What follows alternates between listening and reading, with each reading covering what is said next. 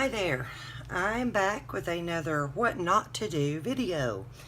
This painting, if for anybody who saw my last video, the most recent one I had uploaded, I'd shown you this one briefly during that video as another example of me really struggling right now. This is a great example of what not to do. I really overworked this one. I got way too much of the pinata brass in it. Brass is one of those, well, the gold, the brass, whatever metallic you're using, you really need to go lightly on it. A little bit really does go a long way.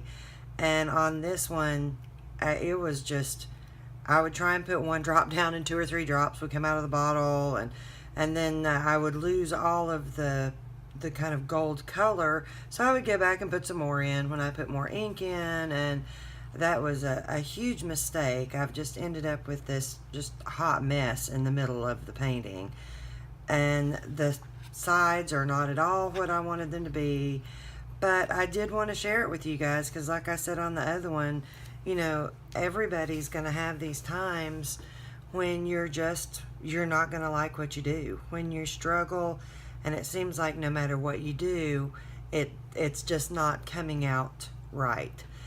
And I had that with this one. I was about ready to just chuck the thing out the window. I was so frustrated with this one. And I stopped and came back to this one about 3 different times. And for some reason, I just could not get anything good happening on this one. Kept having these little accidents with, you know, little ink splattering here and there where I didn't want it, or alcohol dripping where I didn't want it, and would end up having to fix it. The best thing I could have done on this one was stop a long time before I did. I had reached points where, you know, it looked pretty good, but I decided to do one more thing, or one more thing after that, and it just kind of turned into a big mess for me. But anyway, you know, maybe you'll see something that will help you know what to do or what not to do, other than overworking it. It's very easy to overwork a painting like this. The hardest thing to know is when to quit. And I really, really should have quit much sooner on this one. But I will let you see the creation of it anyway, and here's keeping our fingers crossed that the next one's going to be better. I'm going to try to get back to basics for me, as far as just, you know, relax and enjoy it and go with the ink rather than making the ink go where I want it to, because things just never turn out well for me when I start trying to force the ink to do what I want, rather than just, you know, letting the ink sort of lead the way. All right, well, guys, I will see you at the end of the video, and I hope that you enjoy it.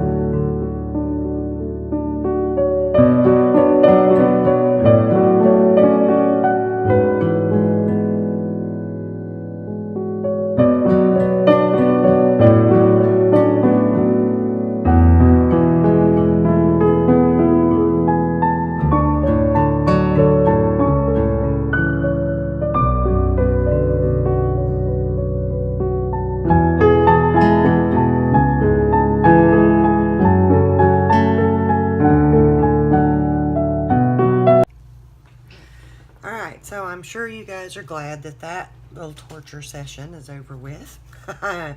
One of the things that I had forgotten to mention at the beginning, and since I didn't do the complete voiceover on this, I wanted to go back and let you know what I was doing.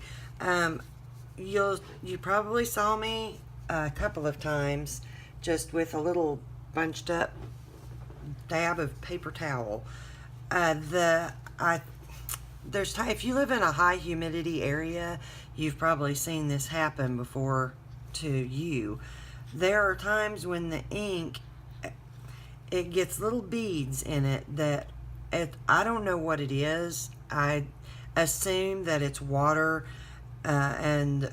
or something water based, probably some derivative that's in the alcohol itself. Since I'm using 91%, there's more, I don't know what. Let's see, maybe it's water. Or whatever it is that yes, it is water. Purified water is in the alcohol. So it won't soak into the paper, or the Yupo or tile or whatever it is you happen to be painting on. Normally, where we are right now in southeastern Washington, it's very, very dry. This is sort of a desert climate here, and the humidity and the dew point are super low most of the time. But today was one of those days when it wasn't quite so low, and I had some stuff beading up here and there, and you'll kind of know it when you see it. It's a different color than your ink is.